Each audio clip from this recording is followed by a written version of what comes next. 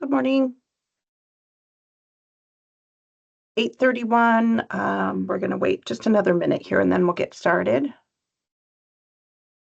David?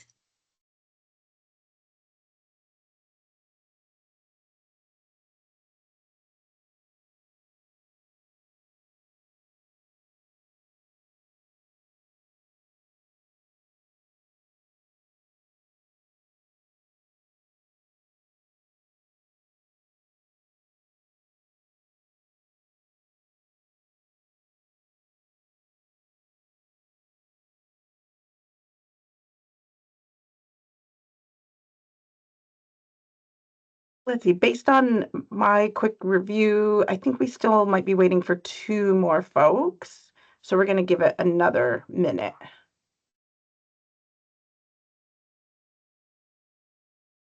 I think we're just missing Michelle and Ulysses, maybe here on behalf of ISA this morning, um, for Election Innovation Law Lab. So I think it may just be Michelle. Okay. Good morning. Yeah, I'm here with Innovation Law Lab. My understanding is that Issa is supposed to be here, so maybe she's just running a couple minutes behind. But in case she can't make it, I'll be note taking and I'll debrief with her afterwards. Thanks so much.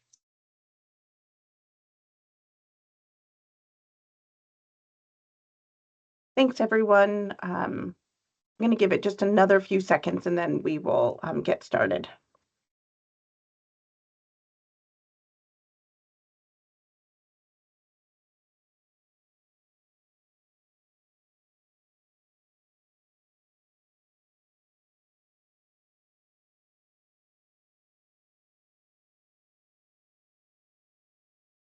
Okay. For some reason, that feels like a great time to start. Thank you so much, everyone, for joining us today as we get started in reviewing the rules behind Oregon's automatic voter registration, also known as the Oregon Motor Voter, or OMV, as you'll hear it referred to. I'm Dina Dawson, Oregon Elections Director, and I use she, her pronouns. Before accepting this role, just to share a little bit of information, I've been a local election administrator for over 18 years in Colorado, Nevada, and Oregon.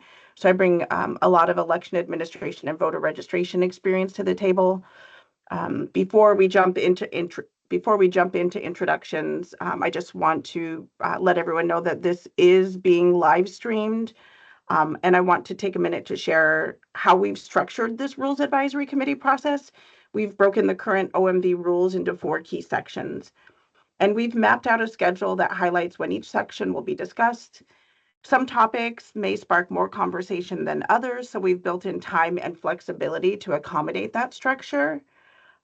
You'll notice that the draft rules that we're going to be presenting today are not polished or final in any way, and that's by design. They include a mix of current rules and possible new approaches. These drafts are meant to start conversations, not to end them. We're really here to ask, what should the OMV process look like moving forward? Our goal is to have open, honest, and productive conversations over the next few weeks. And we know that this group brings a lot of different experiences and perspectives to the table, and we're excited to hear from everyone. With that, I'm going to hand things over to And they will lead us through introductions and get us going. Thanks, Dina. Good morning, everyone. So my name is And Burke-Jones. I use they, them pronouns. I'm the Elections Administration Manager here at the state of Oregon. I have just over a decade of experience working at county elections offices here in Oregon. So I've seen the OMV process be implemented and excited to be able to work on it with you all and modernize it and update it. So if we could just take a moment to go around and introduce ourselves, if you can share your name, your pronouns, if you feel comfortable, kind of your position and what's bringing you here today, I think that would be a great place for us to get started. So if we could start with the rest of the SOS staff and then go from there. Carol, I'll pass it over to you.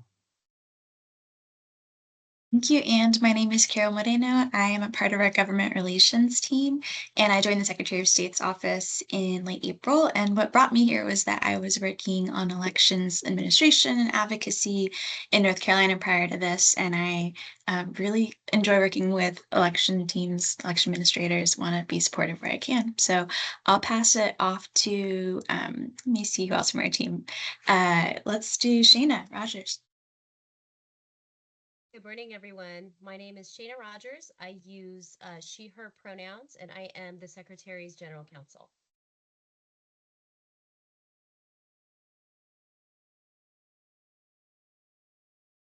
Vanessa, do you want to go next? Hi, I'm Vanessa. I am the Constituent Services Specialist here at the Secretary of State Executive Team. Thank you all for being here. How about Colleen? Hi, I'm Colleen Benson. I am in the Elections Division as the Rules and Hearing Coordinator, and I'm just here to provide some extra support. Ricardo? Hey folks, Rico here, his. I am the Deputy Chief of Staff focused on government relations for the Secretary of State's office. Thank you for being here. Kat, why don't you jump in? I am Kat Schwartz. I use she, her pronouns, and I'm working with ODOT, and I work closely with DMV too within ODOT, and I'm the voter registration analyst.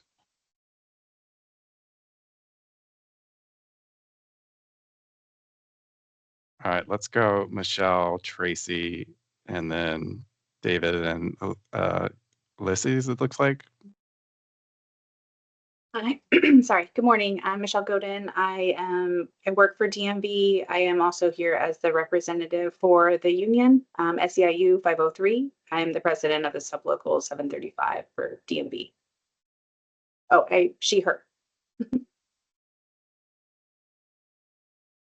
Good morning. My name is Tracy Kravenko. I am the Clatsop County Clerk. I have been serving in this position for the last 8 years. And prior to that, I had spent 25 years in elections at Washington County. And I use she, her pronouns as well. Hi, I'm David Becker. I'm the Executive Director and founder of the nonpartisan nonprofit Center for Election Innovation and Research. We're based in Washington, D.C. I've worked in elections for over 25 years as a lawyer in the Department of Justice's voting section. And after that, I've worked a lot in voter registration in particular and led the effort to create the Electronic Registration Information Center, or ERIC. Hey, my name is Ulysses Santiano Claseca. I go by Uli for short. I'm a program coordinator here with Innovation Law Lab. And I use he, him, his pronouns. Excellent. Thank you all for taking the time to introduce yourselves. I think we have a really good group here, excited to get this discussion kicked off. So Carol, go ahead. You can go ahead and pull up the slides and we can get started. We don't have too many slides to get into this morning. This week's gonna, like, we know it's gonna start off a little bit slow. But as Dina said, this is designed to be a discussion. So these are not finished rules. We are intending to get input and to have questions and to be able to develop these into good public policy going forward. So feel free to raise your hand when you have questions, and we can bring them up as we go. I do know that a couple folks also have to leave at 10. Chances are we'll be finishing up around 10 o'clock anyway, so no worries there. But yeah, we can go ahead and just move on to that next slide, where we're talking about the Oregon Administrative Rules. So these rules are located in Chapter 165. That is the Elections Division chapter. And specifically, we're going to be talking about Division 5, which is related to voter registration. So this is where the rules will live once we're done with them. Currently, this rule only exists to refer to our instructional manual. And so part of this process, as you'll see as we go forward, is our intention is to decouple the instructional manual from the rules that govern the way that the program runs. So we'll take this really slow. We're going to just start working through what we think the rule should look like, and start to gather feedback. So it'll seem really high level as we start, and then we'll start to dive into the weeds and into the details. So we can go ahead and move on to our first, kind of the first part. If you're familiar with the manual, which hopefully you reviewed, the manual was laid out in a way to describe the process, and so that's kind of where we've started. We started just taking the manual and trying to break it down into these individual components. And so the first component that we wanted to talk about was, what are the qualifications for Oregon Motor Voter? Who are those folks that are qualified to be included in this process when they appear at DMV? And so those simple qualifications that we've defined are a United States citizen, at least 16 years old, and an Oregon resident. So I'll just pause a minute as we absorb that.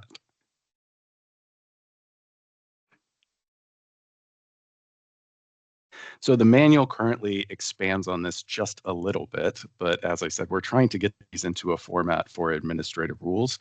The only extra bit I'd want to call out that's in the manual is there's a line that says, only an individual with a record of providing documentation to DMV establishing that that individual is a U.S. citizen will be registered through the Oregon Motor Voter process.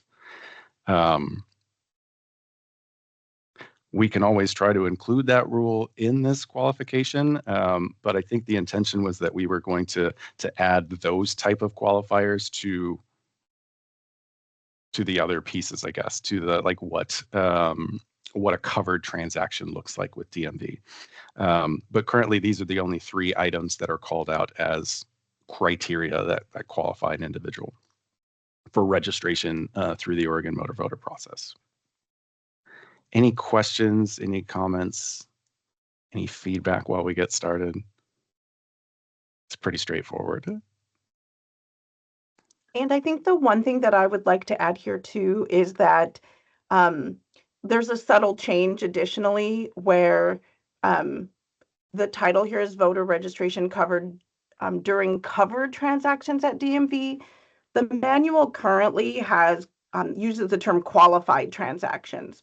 So currently the manual talks about qualifications for individuals, qualifications for transactions, and just I guess the way that my brain works when I was working on, when And and I were working on drafting these, like my brain just automatically shifted it to covered transactions. So when we're talking about transactions at the DMV using the terminology covered, when we're talking about individuals using the terminology qualifications, probably doesn't matter at all. But if you're going through the manual while we're going through the slide deck, you might wonder, why does this say covered and that say qualified? So just a small shift to identify, that transactions would be considered covered and qualifications of individuals, we would use that terminology. So sorry, thank you. Yeah, Dina, thank you for adding that. I think that's a good flag to keep us from just saying qualifying over and over again. Michelle, I see you have your hand up. Yes, thank you. At the 16, is that at the time of the transaction or is that at time of voting? Yeah, that's a great call. So that would be at the time of the transaction. Thank you. Because this is about the voter registration, not their eligibility to participate. Yeah. Thank you.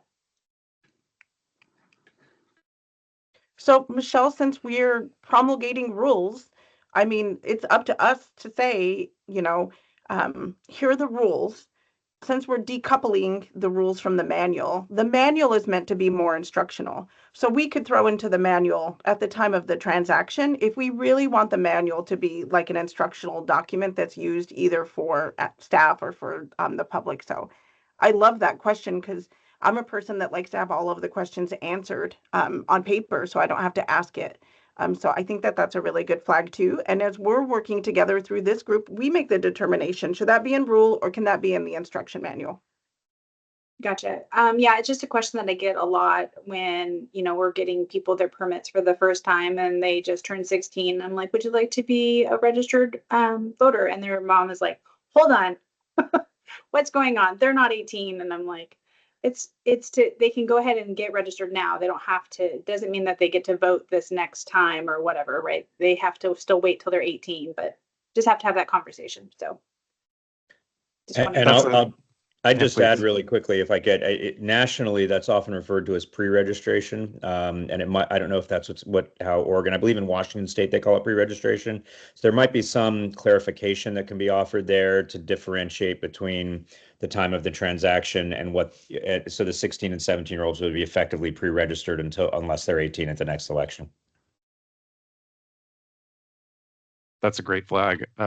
We'll talk about some proposed materials, informational like brochures that would be available for individuals, and that distinction for the pre-registration for 16 and 17-year-olds I think is a really good clarification to make. So make a note there.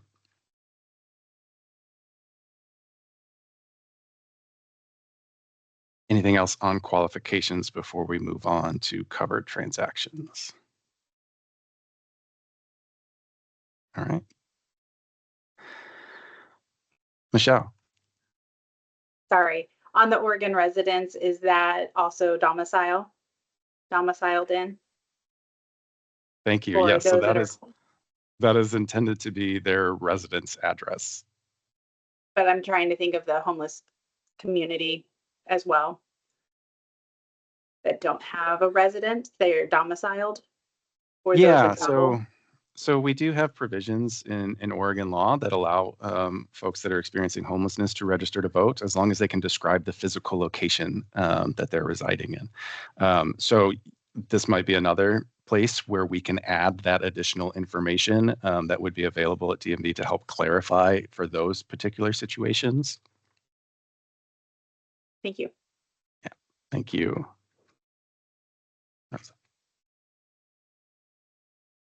Okay. All right. So covered transactions.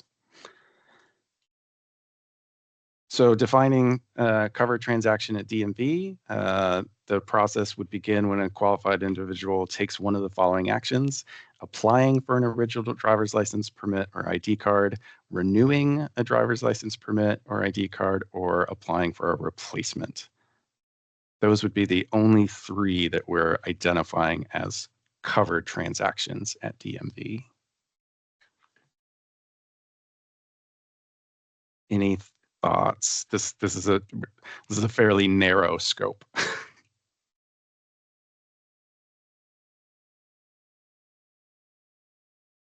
Yeah, maybe Michelle, you might be able to give some insight into what other credentials there are, like motorcycle, commercial driver license, things like. But that all is entailed in the driver's license permits, because like if you're getting a commercial license, it's a commercial driver's license. If you're getting a motorcycle permit, it's a permit.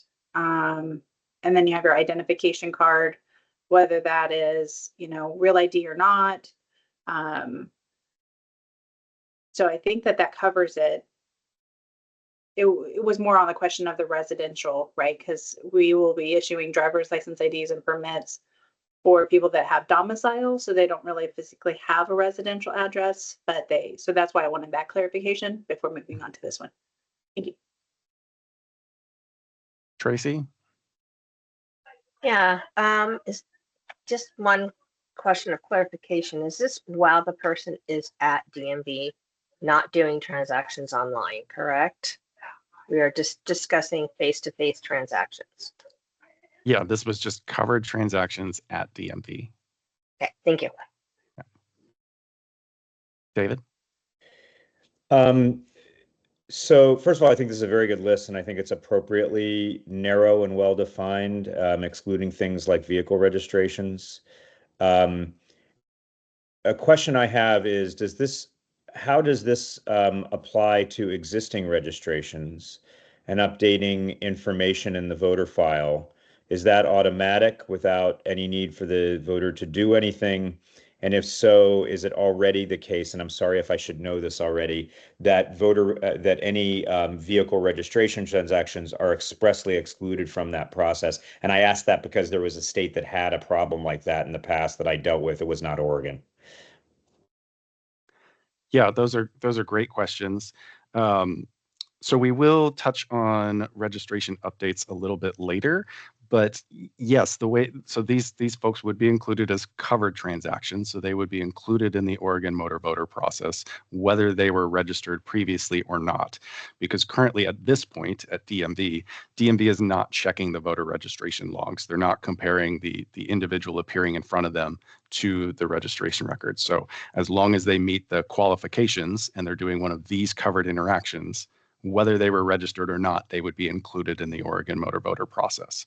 And then we'll touch later on the differences between whether it's a new voter registration or an update of a current voter registration once we get to how the Secretary of State is processing the file that we receive from Department of Transportation. That makes a lot of sense. That's all done on the Secretary of State side, though, on the back end after the DMV transaction. Okay, thank you. Yeah, that's correct. I do want to touch on your question about vehicle registrations. So currently, they are being affected is the easiest way to put it. When somebody does update their address through a vehicle registration, it does trickle down to the Oregon voter registration file. I would say that we're trying to figure out the best way to carve it out and exclude that. And so that's one of the things we're relying on the RAC to help us identify. Like I guess our intention was that we would carve that out for the specifically vehicle registrations, because it seems like it's harder to keep the data clean, and it's harder to maintain the integrity of the voter rolls when we're including those. So we specifically didn't want to include those in these covered transactions. Yeah, I think that's wise. And I would say in other states' experiences, one I dealt with pretty closely, any kind of vehicle registration data being used in the voter registration process is probably more likely to confuse the issue of where the voter is actually residing rather than to clarify the issue. And so it's usually better, even though there may be times when it's useful, it's usually going to confuse things, especially once you get into things beyond cars like boats and other things that might be that might cause problems. So if you're leaning towards a policy of excluding vehicle registration data, which I think election officials would also find easier, I would say that's generally something that what other states have found is constructive. I really appreciate that feedback, and I also saw Tracy nodding her head in agreement as the county clerk on the call. Yeah, it from my experience, it tended to not be as helpful as the rest of the files. So, okay. Anything else on covered interactions?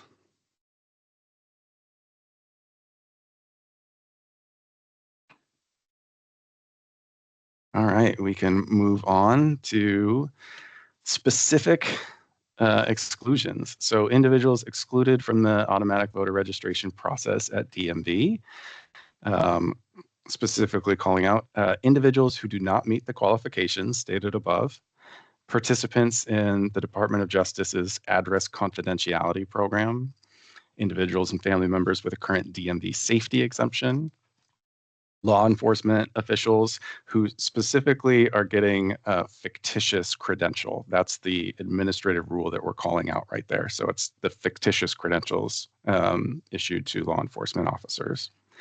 Public employees and family members who do not submit a residence address. Individuals categorized by DMV as continuous travelers, and then those individuals who do not provide an electronic signature. So those were the ones that we've identified that should be excluded from the AVR process. Any concerns, any flags, anybody we've missed that folks on the call?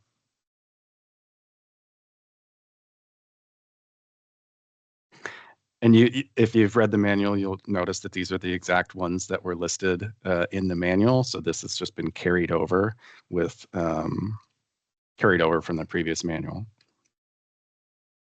Tracy? Yes. How does this cover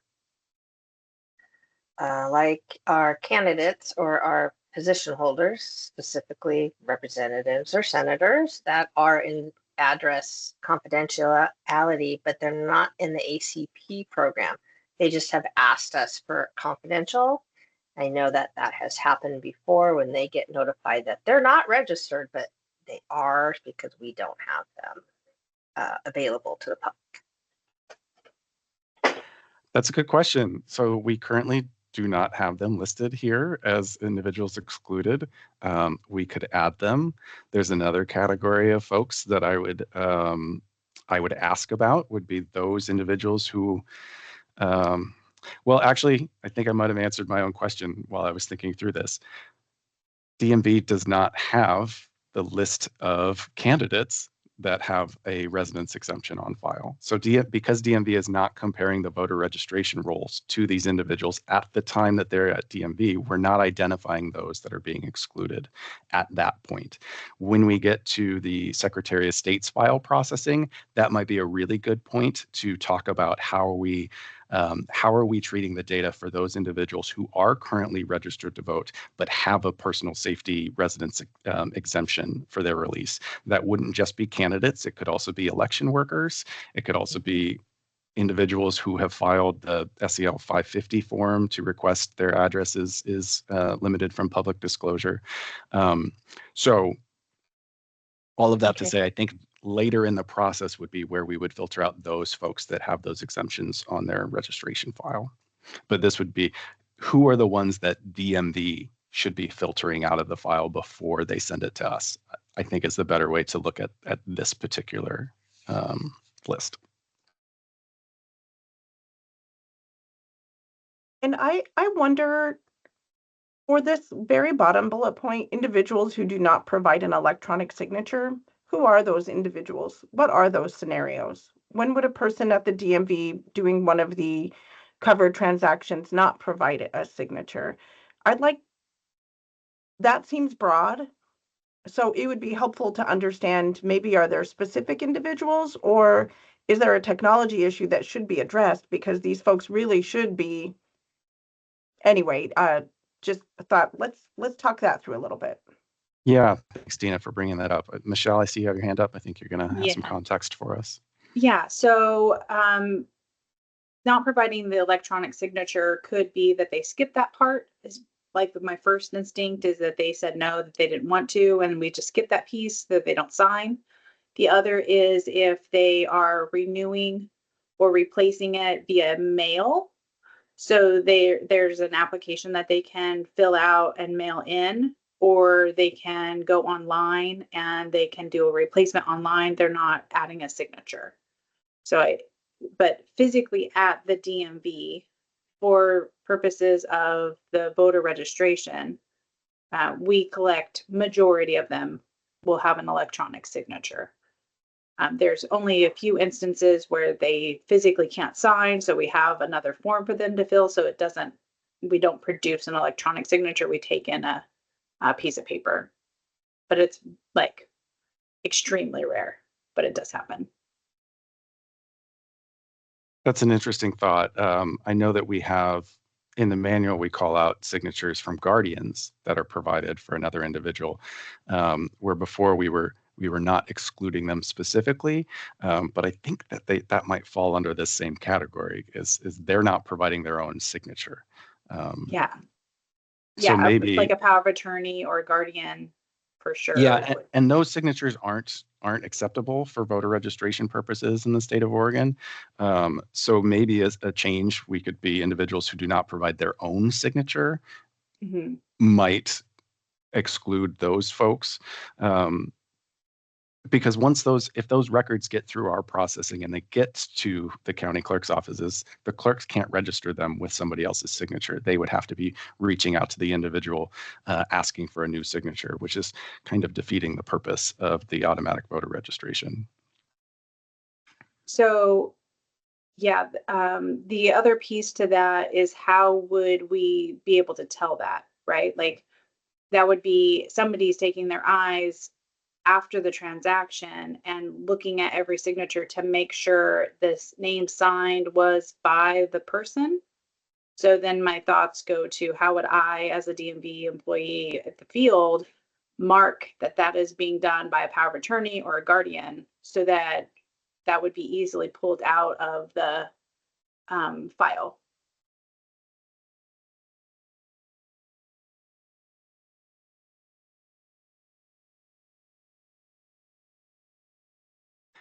Yeah, that's a good flag because I think ultimately we don't want those signatures included and sent through. So how are they identified at the time? And I think that's really good conversation also because since really good conversation, DMV is a voter registration agency through NVRA. So considering what voter registration looks like at the DMV, which with what a lot of this is covering, but really good conversations to hear what the challenges are, and maybe this group can come up with some solutions as we talk it through. I like the idea of saying and your approach to consider rephrasing it to individuals that do not provide their own signature. But hearing that, yep, there will be some technical difficulties of how does that actually in reality play out at the DMV? But the other thing that I heard was that folks that just skip that piece are excluded from OMV, and that isn't the intention of the way that automatic voter registration was written. So I wonder if those folks, if they refusing to sign, if we could filter those folks to the paper voter registration process or the EDVR process, but just flagging that. I think that I kind of split this. So currently we have, the automatic motor voter where if they provide me all of the things and they hit all of the qualifiers, there's not a piece at the very end of our stuff. We get a signature for the transaction, which I think is also used for the motor voter piece. Again, sometimes that person cannot sign at the end because of disabilities and other situations. So we end up getting a paper signature. That is very, very rare. I just wanted to say, like, extremely rare. Like in my 8 years, I think I've done it twice. Extremely rare. I was thinking about, we currently have those that are not giving us the qualifiers, but want to register to vote. Got it. And they're skipping that piece is what and I apologize. I kind of mixed the two. I apologize. Oh, no apologies necessary. This is to get down into the weeds, and we're going to be figuring stuff out. So it's incredibly helpful. And one of the reasons that we want to decouple the administrative rule from the manual is because we really want the rule to be clear and to be the guideline that we're following, and that in the rule, we're answering these questions. What does individuals who do not provide an electronic signature mean? That's so vague. That doesn't really give us any guardrails as technical administrators on either side. So thank you so much. I appreciate the conversation, and we'll sleep on it, come back at our next meeting, talk about this a little bit more and see how we can get some alignment. So thank you. Thanks, And. Yeah, no, it's a good discussion. And Michelle, you had mentioned the folks that might be providing a signature via paper because of a disability. I'm curious about this process because if they're providing a signature on a piece of paper, is that ever digitized? Is that signature scanned? Because I would assume that we would want to keep those individuals included in the AVR process. Yeah, so we do take it, we create a digital scan of it up at our headquarters later. It is used mostly for the issuance and an agreement to the disclosures that we give them in terms of I'm forgetting the terminology, but it's basically when they talk about they don't have any mental, physical, or visual impairments to be able to drive legally, and that they are promising that they don't drink and drive, basically. That's the gist of the disclosures. They don't drive under the influence of any like intoxicants. That's the signature that we get, but that's the signature that we also use for the automatic motor voter signature. There isn't a mention that they're being registered to vote in those disclosures. Okay. Well, and we capture the signature from the photo capture station. That's actually the one that's sent over. We don't use the counter pin pad. Okay. And so, yeah, I don't think there's an instance in which we would ever send those, but maybe the so that's exceptions of different. those So I standard didn't ones. realize that that's the signature that we use for the motor voter is the one when they're getting the actual credential, that electronic signature. Yeah, that's the only way that they can do it, is electronically. So I'm going to retract my statement from before. No, it's a good discussion. Yeah, my hackles just went up. I'm like, wait a minute, we're not sending these people's signatures across. No, right? I'm sorry. No, that okay, one good. they have to. We don't have an alternative. Okay, that's a But I good do wonder clarification. Go ahead, about Sarah. Thank you those for that more- clarity. What was that? About the ones that are scanned in, I do wonder if those could still be useful. You know, those few handful. So something to think about. I mean, I would think so. And Tracy, you could also speak to this because I would imagine that you would like to get these received to your office Yeah. to be able to register these folks. Correct, because we can always send them an attestation form as well, where they can make a mark. So we take anything. It doesn't have to look like their signature. It just needs to be something. And yeah, Kat, I think I remember when we were doing our tour of Astoria, the signature capture for the transfer is at the very end when they take their picture, he was saying. So that's the one that goes on the ID. That's why we say, look at your ID. How you signed that is how we have you registered to vote, to sign. And that one we can't skip. Just so you know, in the field office, we can't skip that one. We do tell them we need a mark of some kind. Perfect. So I think that I will, like I said, I'm going to retract my statement of we don't get the signature, because that one we do. But you are correct. We do not take power of attorney or guardianship signatures. And we don't on that part either. So that's why I created a problem that we didn't need. So I'm going to. No, it still does make it to them eventually, though. So I don't know if every once in a while, you know, if that is someone signing on behalf of someone else and we just don't catch it. So that is still happening occasionally. That sounds like a DMV training issue. Throwing that one up there. All right. Any more on these individuals excluded from the AVR process at DMV? I think one more question that I have is just the individuals. I'm thinking about it through the lens of removing as many barriers as possible and including as many qualified individuals as possible.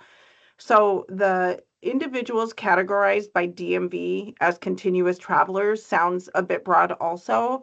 And this is just because I don't know what DMV considers a continuous traveler. And if there's a way in rule for us to identify what that is, and if that is including the definition that DMV uses, I think it would be smart to put it in rule.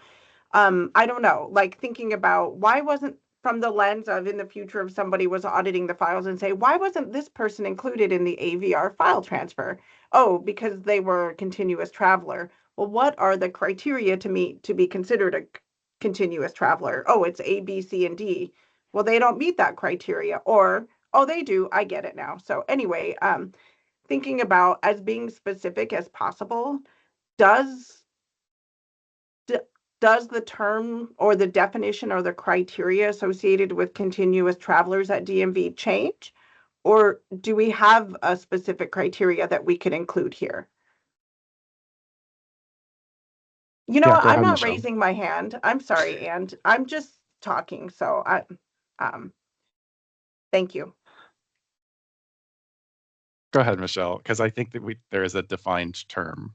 There is a defined term, and I'm not quite sure why they're not considered acceptable. So there's that piece of the conversation. One is they have to show that they've resided or domiciled within Oregon over the past 6 months, or that they have a residential address, and or that they have paid Oregon tax for a minimum of part-time for the last income tax year. So, and then there's a specific label in there on their driver's license that says continuous traveler rather than a physical address. So maybe they have a piece of property that's undeveloped, right? And they work remote, but they pay Oregon tax. They're considered domiciled and a resident of Oregon, but they don't actually have like a residential address, and they move around throughout the US all year round because they're working remote. Military does this a lot. But so that is where the continuous traveler, elderly, retired, people who just want to be able to explore wherever, they just have a piece of property and they consider this their like home state. Yeah, I think let's go to Tracy because I think she will answer some of the questions on why it's a hardship for the election officials. Yeah, the hardship is we need a residence or an area specified in that data that comes over from you guys. And a lot of times it just says continuous traveler and has a mailing address. That does us no good of knowing where do they actually pinpoint their residence to be. Yeah. Their homestead, so to speak. Yeah, they can use previous homesteads as well. Mhm. You know, a lot of them I've noticed, I've got friends that are continuous travelers and they continue to use their last known residence in Oregon. Mhm. And that's perfectly fine. But we do need that information to give them the correct people on their ballot and measures. And I would say that the continuous traveler isn't used as frequently now as it was in the past when the rule changed of being able to use domicile and do a descriptive address. Because descriptive address, we can take that plot of land as their residential address, which would give you a pinpoint. Previous to that change in requirement for being able to show descriptive address, continuous traveler was really the only option for those that are on a piece of land that doesn't have a quote unquote address. So I do see a trend going away from the continuous traveler, but it does still happen every once in a while. Those that work for, say, our parks and they travel throughout the state continuously as like a park host, they will do continuous traveler because they are continuously traveling between each state park. They still stay within Oregon, but they really don't have a pinpointed like location that they reside in. They're not even at some places more than 2 weeks, right? Before they're on to the next park. So that's who I see mostly now. So I think the issue and the reason that the continuous travelers specifically were called out is because the data that DMV would send to us says continuous traveler for their residence address.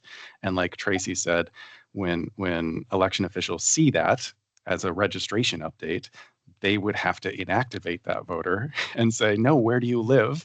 Because we don't know which precinct to put you in. We don't know which ballot to issue you. And so by eliminating those folks who only have continuous traveler listed in their file, that's what's saving them from being included into this process. Yeah, and there's not anything that we could do about that because it is a request from the individual that they want that as their address, and they have to create or show lots of documentation to qualify for that.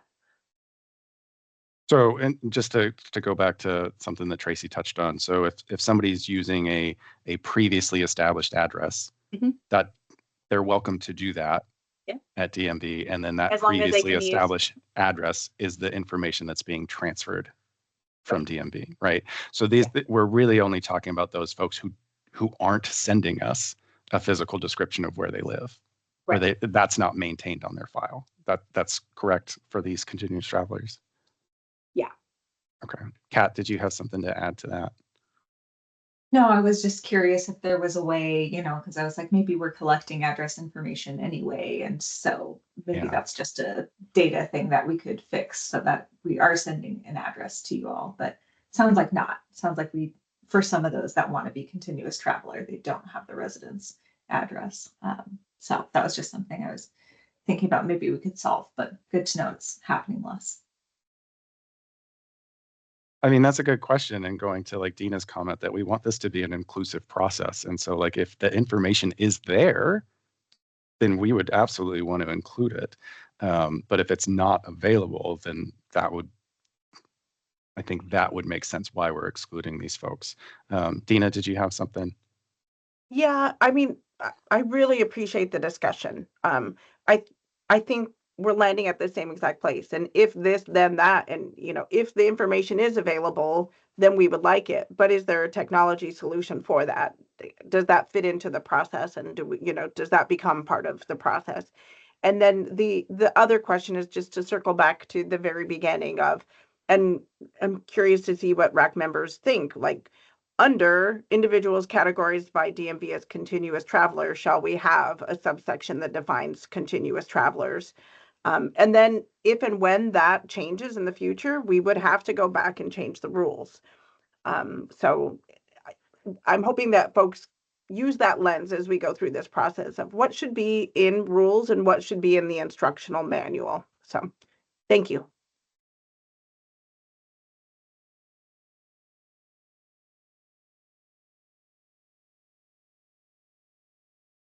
Okay.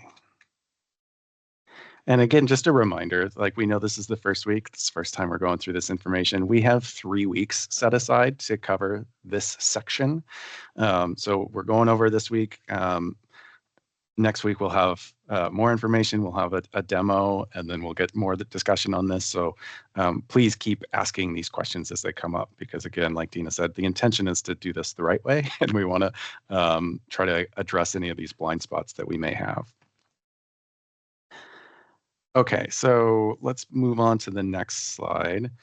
And this is where we start getting into what the automatic voter registration process for qualified individuals looks like at a covered transaction. So this is not included in the manual. So this is brand new information for everybody.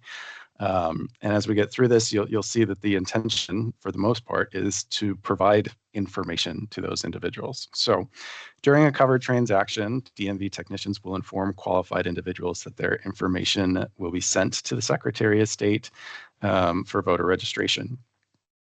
DMV will provide a document explaining the OMB process, timeline, and registration deadlines.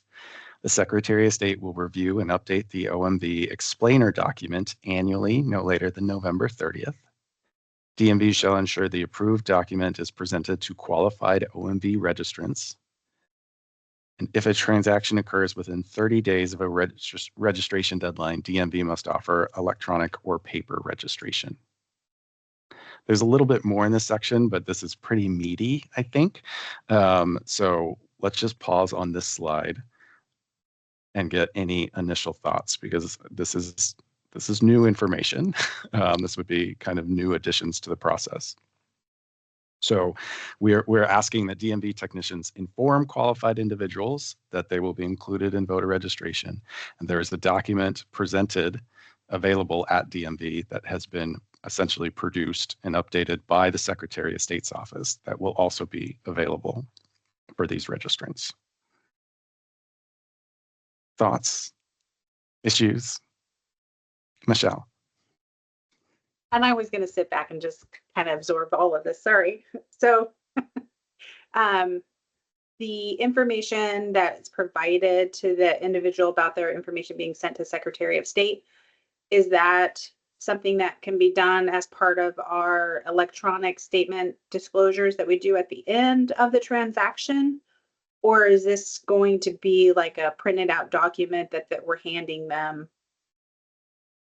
I'm just not sure what was decided by the Secretary of State of how they wanted us to inform. So I would say that nothing's been decided yet. We're trying to start the conversation. And so this is where we're asking for some feedback from the RAC members. Is this a good idea? What type of information should these individuals be told at the time that they're registering? Yeah, we didn't want to really get into like, this is how you need to be doing it. That's for DMV to, I think, get into those specific weeds, but this is what should be done to begin with. So that brings up two questions for me. One is, at that time, do they have the ability to decline that? Because I can tell you right now, I can already hear the conversation of, I don't want to be, you're forcing this upon me, and now I don't want my driver's license or my ID card. Okay. That is one piece that will happen if they don't have a way for them to decline that. And then, yeah, I think that's pretty much, that's the like biggest like hurdle that I see happening is we do have people that don't want to be registered to vote. And if they don't have a way of declining it, I can see that turning into a bit of a confrontation at the field if we don't have a way for them to decline. And it might be that, you know, as soon as you get your motor voter your registration card, you can contact the Secretary of State and deregister yourself. Like, even if that's the piece, then I guess that would be okay. But I would think that that would need to be in that document that we're providing them about the process timeline and registration deadlines. Is also, how do they decline to register? Yeah, David, thoughts? Yeah, it's on that point and a related point. I appreciate you bringing that up, Michelle. I do not know Oregon law, state law well enough. I try to know all the 50 states laws, but I basically, you know, I'm a mile wide and an inch deep on those. I don't know if it's consistent with Oregon law that there could be a point of service opportunity to decline, consistent with what Michelle said, and whether that could be built into the systems to be effectively placed. I'll leave that to the experts who know whether it is or not. I would say if it is consistent with Oregon state law, it's a good practice generally. And it relates to the second point I wanted to raise, which is, I understand it, having looked at voter registration issues for quite some time, including in Oregon. There is the challenge that is created by for election officials by people who get automatically registered without realizing it and never state a party preference, particularly for an all-mail voting state where you've got primaries that require a specific party ballot. And there might be some way to build in a process at the point of service at DMV that can mitigate some of that. Because, there's, since Oregon Motor Voter has been in place, my recollection of the data is that there have been significant numbers of people who are registered with no party preference and were, and probably received a ballot for primaries that was not particularly useful for them. So as we go forward, that'd be something that goes with whether it's declination and whether that's legal or not, I'll leave to others. But there might be an opportunity for a better opportunity for a sharing of information from the voter's perspective that can facilitate things for election officials better at that point of service. Go ahead, Kat. Yeah, I think so. We currently do have that explainer available. And I think that's a good resource for people with questions. We're supposed to have that if people are asking questions, instead of having fields, try to answer. We're supposed to say, okay, here's a resource, or you can go to Secretary of State's website.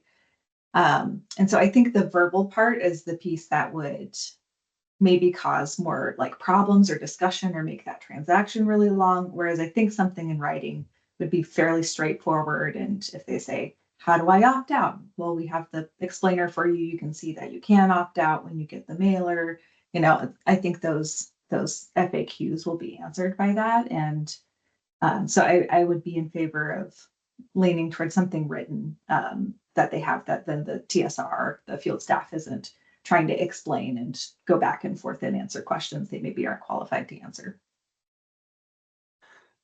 I will also just bring up the one concern that I would have if we do have a way of opting out at DMV is then we have two separate opt-out systems, one managed by the DMV and then one managed by the Secretary of State's office. That would give me pause to have that inconsistency. Whether it's permissible under law, I think maybe it could be, depending on how you read this, but having those two parallel systems would give me as an administrator some pause. Okay. Yeah, and I think since we're not registering people, that's really, to me, it seems like it's not our place to give them an option to opt out from our end. I feel like that should really be done with the SOS and the clerks.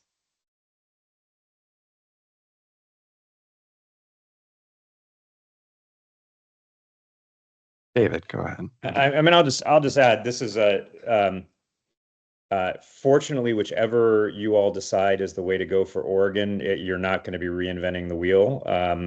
There are many states that have automatic voter registration that do offer a point of service opt-out at DMV. They've managed it quite well. It can be done at the, it really involves, conversations about how to best integrate the systems between DMV and elections. Because you want to make it as little burden as you can on the staff, obviously on both ends. But it has been done, and I think the point about parallel systems is a good one. Again, whether or not the separate mailing is required by the law, which I think if memory serves, it kind of is, right? Yeah. So that might be locked in by the law, because what other states deal with this, they don't have that separate mailing. They just offer the point of service option of opting out.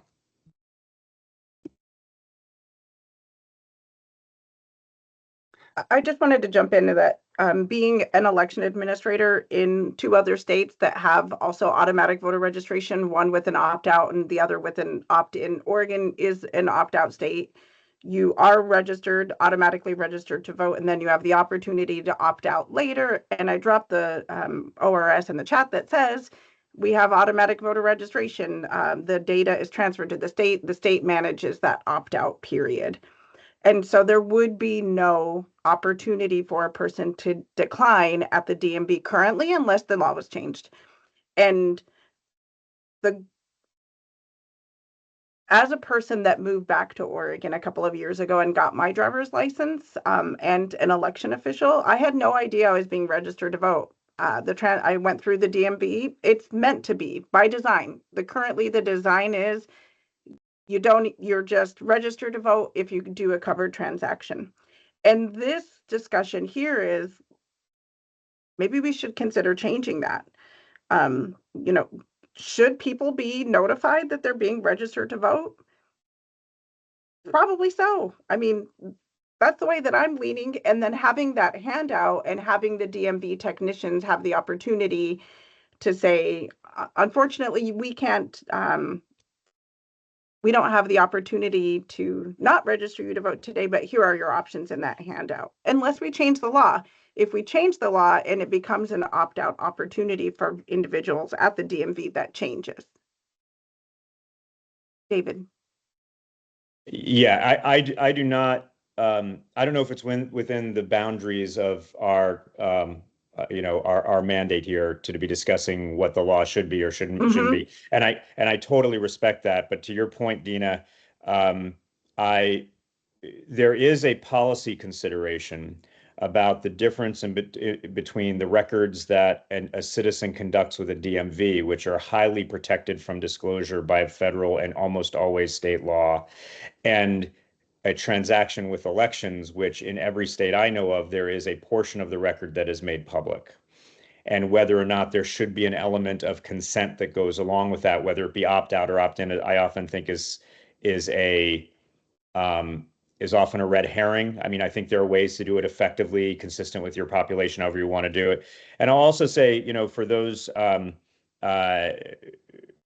I think the one of the motivations for really good automatic motor voter programs is to obviously increase the number of registered voters, the people who can participate without a barrier. And I have seen different systems all achieve that goal. So I think we just did a really deep in-depth review of Georgia's automatic voter registration system, which is opt-out at point of service through an electronic interface at the time when you're engaging with their Department of Driver Services, DDS, which is the equivalent of their DMV. And they are consistently seeing mid to high 90s in terms of registration rates. 2020, they had a 98% registration rate. 2024, I believe it was 94% registration rate. So very, very high.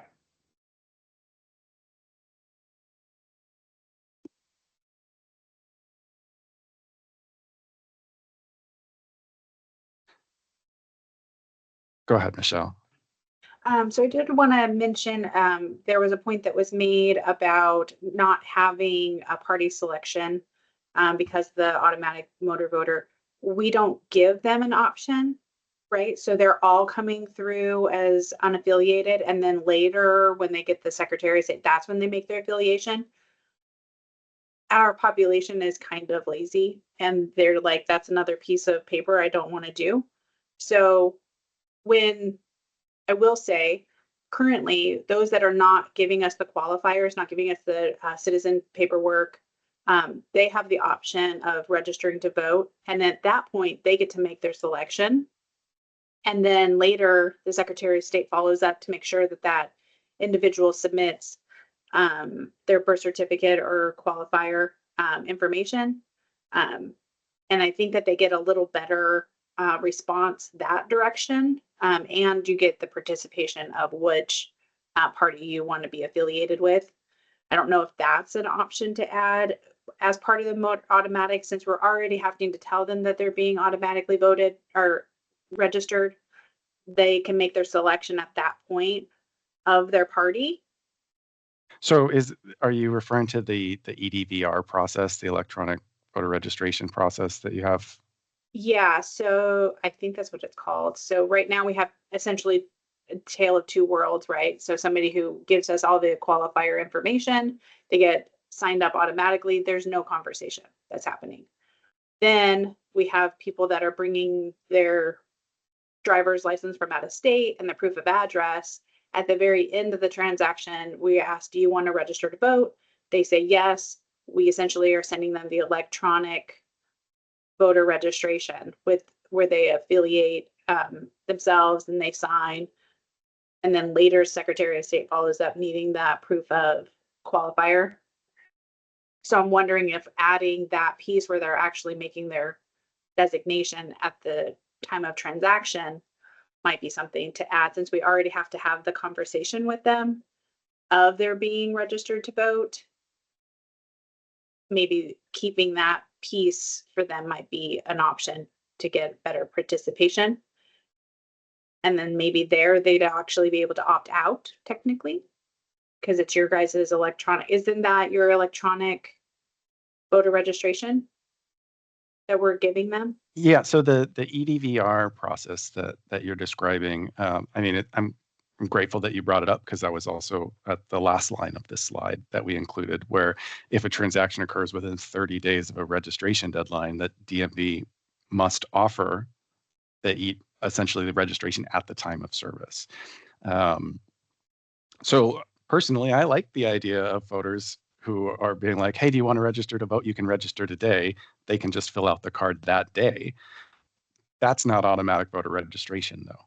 So as we're thinking about this process, I think it's good to have that option. And obviously we think it's good because we specifically we're recommending it, that if this is around a voter registration deadline, then we should be offering every individual there the chance to just complete their process that day, to register to vote, select their party ahead of a party registration deadline.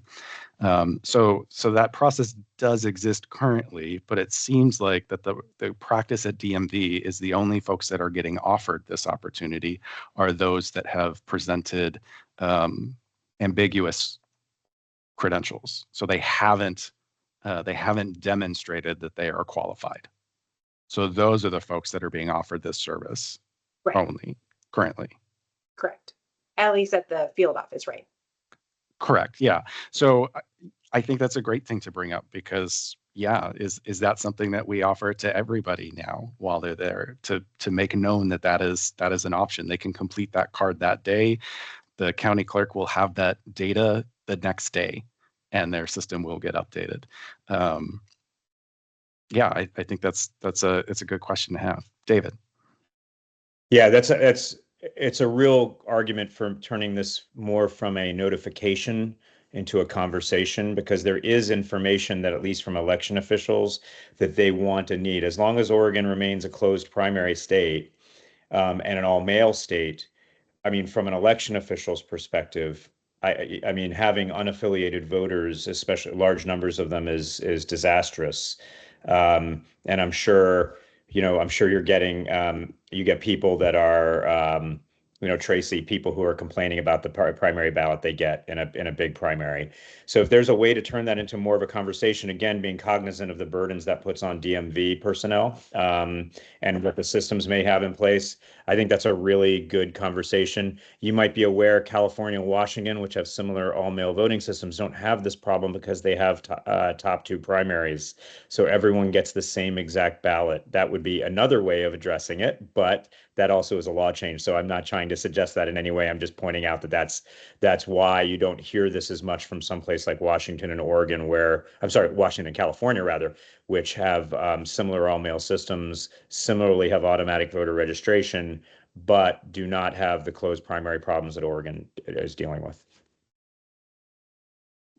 Yeah, that's a great point to highlight. And really that experience that Dean and I both have working in the counties informed our desire to include specifically calling that out, that if we're around a deadline, that this is offered, this is offered at the time of service, so that they don't have to worry about, am I going to get a mailer in 2 weeks that I can select my party, because we do have the closed primary here in Oregon. So it does sound like from the group that the group does agree that that the instant the EDVR or paper registration should be offered to individuals at the time of service. That's what it sounds like. I know that this is going to affect DMV, so. So I'm just thinking it from the TSR perspective, right? If I'm already having to tell people that they are being registered to vote automatically, and I have to provide them with documentation of said process, I think that giving them the option to make that determination that at that moment would help a lot in that conversation of deciding who they're affiliated with, rather than just an ambiguous piece of information. And we're already doing it for half of the people anyway, because they're not giving us their birth certificate.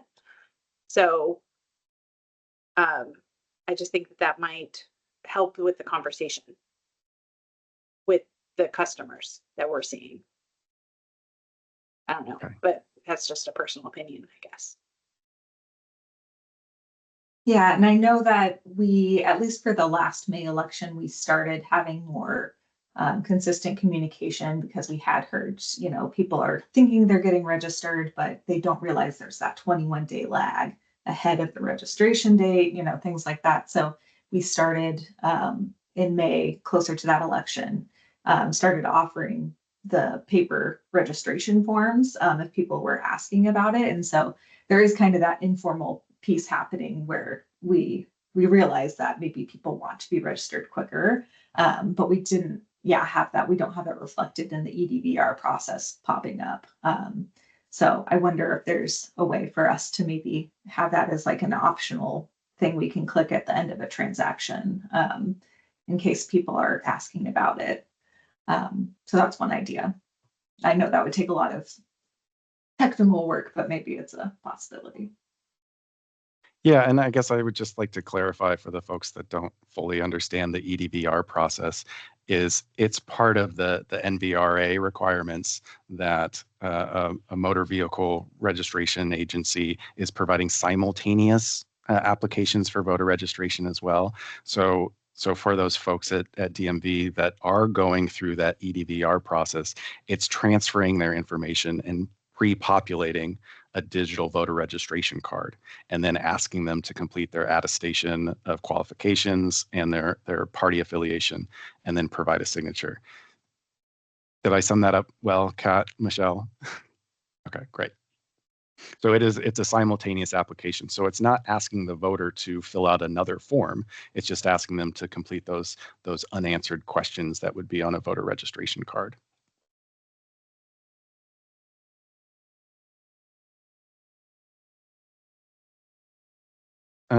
Okay, let's go to the next slide, which is kind of continuing in this conversation. where the other recommendations we were making is that DMV technicians will inform individuals that their PIN pad signature will be compared to the signature on their ballot envelope. And that signage would be posted at the PIN pads to notify users of this. And that DMV will ensure the most recent signature is sent to the Secretary of State for each covered transaction. Go ahead, Michelle. So there's that like difference piece, right? So the pin pad to me is at my computer when I'm giving all the declarations, and that's the signature. But then earlier the conversation was the signature retrieved when we're issuing their driver's license, which is not considered a pin pad. That's the signature that's used.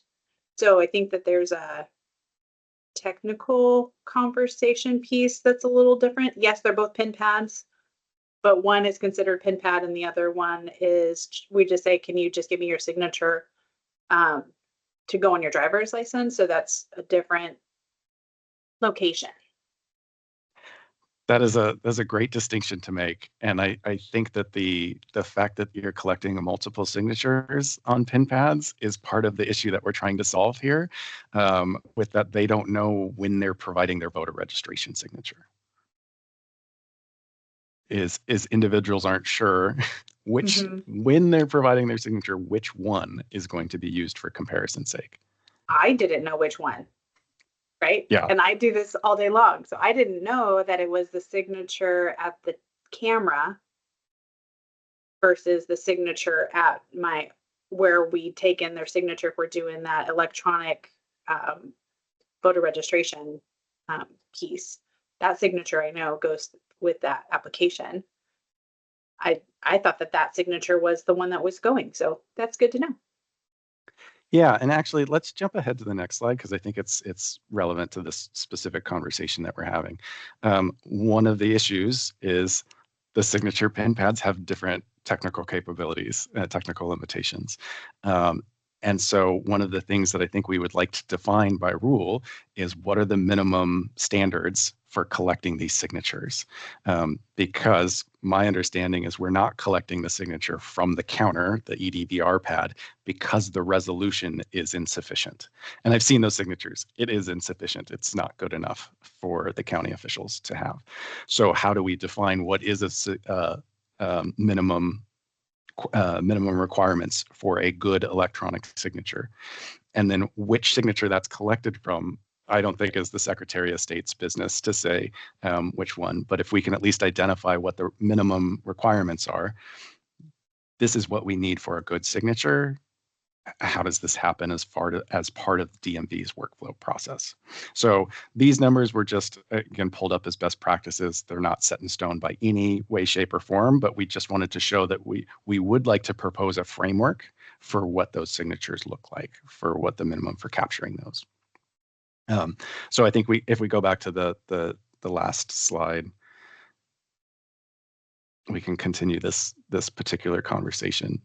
Anybody else have concerns, questions about how those signatures are being collected and how that's being communicated? David? I just throw in one more question because I think all of that conversation was really useful, and the consideration of how even people who are well informed about this process don't know which signature is being used for which is really true nationwide. I'm wondering from the DMV perspective, is there a way to have citizens just do one signature? So the question of which doesn't come up, that it's just one signature at the best place. And I imagine there's probably law and administrative processes that get wrapped up into that. But I just wanted to ask that question, knowing that the answer might be no. That's a good question. Kat? Yeah, I'm not sure that I know the answer, but I figure there is a reason, but maybe it could be like an initial or something. I don't know that it has to be a signature. So maybe we could make some sort of distinction. So I'll follow up about that. But yeah, I know we do have to have them attest to those disclosures for sure in some way. And right now the language probably says signature. So I guess without getting too prescriptive, if the quality of the pin pads at the counter was upgraded, would that change the need to have the pin pad at the photo station? Kind of the same question that I guess David's asking, like, is there a way to get to one signature pad instead of multiples? Yeah, that's a good question. I can take that up. I know that the vendors are different between those two pin pads, and we're actually doing we will be doing a RFP for a new vendor. And so definitely the signature consideration is already something we're thinking about, but I don't know about those counter pin pads. I think we update those a lot slower, would be my guess. So we can definitely talk about it. I'm not sure realistically how soon it could happen, but maybe that's something we can think about longer term if we're eventually going to shift to just one signature capture, but not sure right now how likely it is. Well, and then you have to also consider the technology side, right? So being able to transfer that signature to the driver's license from the counter pin pad versus the camera pin pad for distinction. And then I think they just went through and replaced our pin pads like a year or two ago. Like it wasn't too long ago. So they would have to definitely look at that piece as well. And we do ask for a signature. However, most of the transactions that I get the famous squiggle that doesn't look like anything. So I would have to be very diligent and say, no, I need a real signature that would also be used for, identifying you by your signature for voting purposes. Exactly. That's exactly where we're going with this, for sure. Yeah. I love that you ended there, Michelle, because the whole point of it is that they have no idea, especially if you're being registered, if you're getting your license and you just don't even realize that you're being registered to vote, especially if you move from another state that doesn't do mail ballot delivery and you go to the polling place. So I really love the conversation and where it's all going. And I will note the best practices that we threw into the next page is AI generated us just asking what are the minimum best practices for signature collection. So we would definitely need to identify what's realistic for DMV to be able to collect a good signature that can be transferred. So we would be looking for some experts there and not just AI and asking the question. I just throw out really quick, because this is a wonderful conversation. It really reflects the fact that most citizens' interactions on vital information about who they are, what they are, and what their rights are within a state happen at the DMV. That's where they go when they have life events, when they come of age, when they change their name, when they change their address. That's where they know they're supposed to go. And I remember when we were talking about voter registration 20 years ago, we thought about trying to figure out a way to change that, but ultimately you were swimming against the current. And, the DMV is just, and I know that I've talked to so many people in the DMVs who have had so many additional government responsibilities foisted on them from various, and I'm very, very sensitive to that as well. But there might be a way to look at this somewhat holistically and with adequate resources, that signature that you're capturing at the DMV, and hopefully it's just one signature that everyone knows, that's really in many ways the signature for everything. Not just matching mail ballots, but everything that they're going to be doing. If they need some kind of public assistance, if they need there's all kinds of other things. And if there's a way to, without completely upsetting the cart, to think through this, there could be vast amounts of benefits captured for both DMV and other agencies within the state, well beyond just the verifying mail ballots. That's an excellent point to make, really. I think the other thing, Michelle, that I heard you mention that caught my ear was you would have to pay attention as the technician to what kind of signature they were providing. And that gives me a little bit of pause. That's why we were thinking, well, how do we get the signage? How do we get the good notification up there so that the individual can see that they need to take responsibility for what signature they're providing? Because on the other side, sometimes somebody's signature is a scribble. And I wouldn't want the DMV technicians to feel like they are policing that in any way, shape, or form.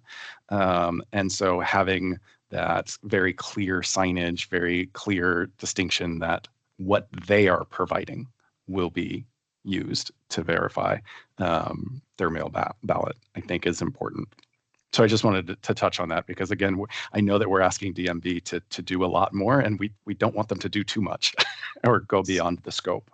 So here's just like my conversation that I have with a customer, and it's pretty much every person, every TSR that I hear, this is the conversation. When we talk about the disclosures and they ask for their signature, they ask me, how should I sign? And I said, well, that's just an agreement to those disclosures. However you normally sign is fine.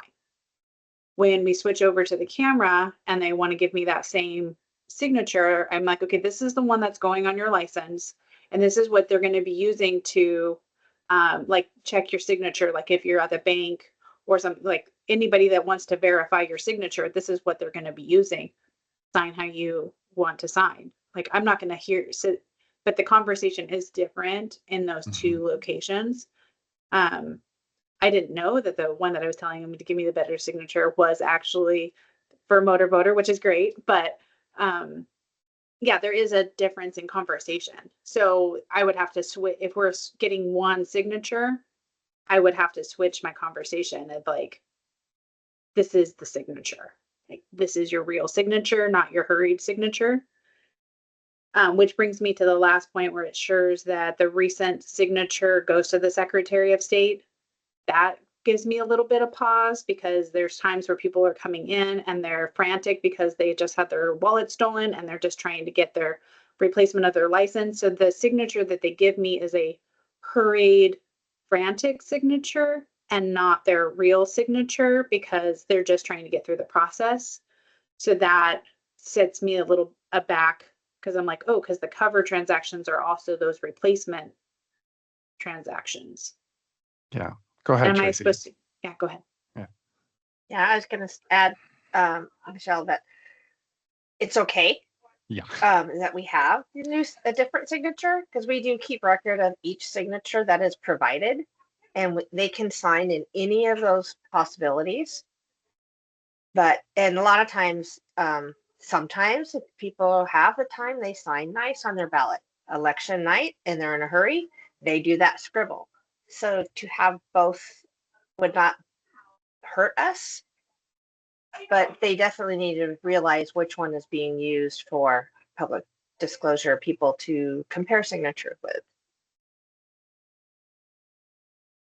And I think some of this is also like a back end conversation where I know me and Ann have talked about this, where like sometimes there is a more recent signature and for whatever reason we didn't send it. And so I think just having this as a rule will make sure that we then follow up and say, okay, we have a practice now on the tech side where the updated signature is getting sent over. And for whatever reason right now it's not. So we do have the option when we're doing a replacement ID for us to use previous photo and signature. And so that might be one of the things that's happening is we're not capturing a new signature because we're using the previous one. Yeah, and I think those issues like that wouldn't be an issue for us. It was just trying to clarify that we are asking for the most recent one on file every time that data is sent, instead of whichever one got sent with the file, which, as Kat alluded to, we've had some weird situations where we're getting a signature from a previous issuance or a previous credential that's being sent over in the file, and it's just causing a little bit extra confusion. So if we can just clarify our process that we're always getting an updated signature, I think that would be helpful for us. Can I add yeah, to that, Ann? thanks. Sorry, two things are on my mind right now. One, there's a couple of folks that have to leave in 5 minutes, so this might be a good natural stop with signatures. But before we get there, Michelle, I heard you say one thing, like if as part of the DMV TSR process, individual TSR folks have the option to say, oh, there's already a signature on file, we don't need to collect another one. Is that what I heard you say? Because people's signatures change every 8 years. So for AVR purposes, or for voter registration purposes, we would want that signature even if there's one on file. Maybe I misunderstood that. So we ask the individual if they want us to use their existing photo or take a new picture, or if they want to use their existing signature or use the previous one. The only time that that's not an option that we don't even talk about as an option is when they're changing their name, because we want a new signature with a new name. But, if they came in 2 years ago or 6 months ago and they lost their license and they're trying to, yeah, we can use your same one. We don't need to go through that piece. But we do ask the individuals if they want to use it, or if they're like, yeah, that was actually really like garbage of a signature, I'd like to retry. Like, okay. So we don't we don't take the option upon ourselves. It's a question that we ask for the replacements. That's what I was flagged by. But you do at renewals, right? So renewals, you have there's to. a certain Renewals, you have to take a new picture and you have to take a new signature, and originals, obviously. But it's the replacements, which is a qualified covered transaction. Yep. Thank you so much. Yeah, so like Dina said, we're getting close to the 10 o'clock hour. And I think it actually works out really well if we could just advance to the next slide.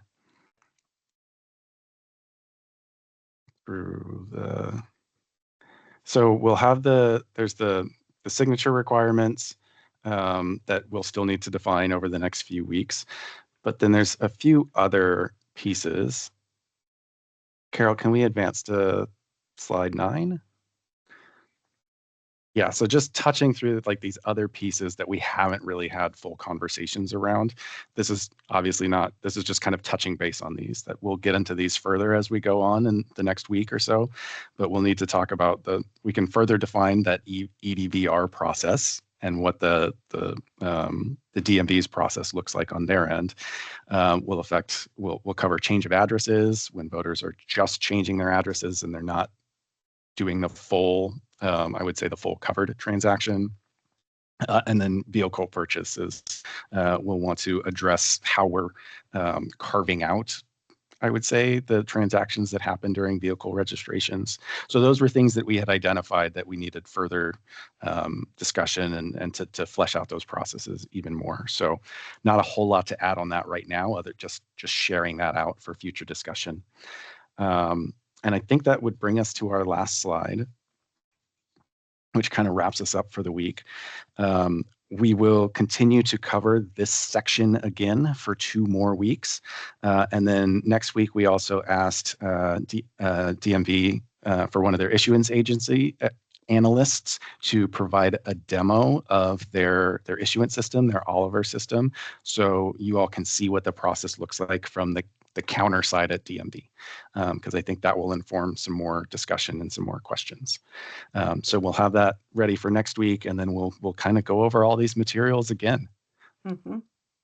Any questions, any comments, anything that anybody wants to bring up before we wrap up today? Okay. Well, yeah, I really appreciate everybody's participation as we get this RAC kicked off. I think it is right in line serving the purposes with what we're trying to accomplish. And in a few more months, we'll have a good policy to walk away from. So thank you all for the discussion. If you have any other questions, the OMV RAC address should be included in your materials. You can send questions there, and we'll reconvene next Monday. Awesome. Thanks so much, everyone. Thank you, Bye. Anne. Thank you, folks. Thanks.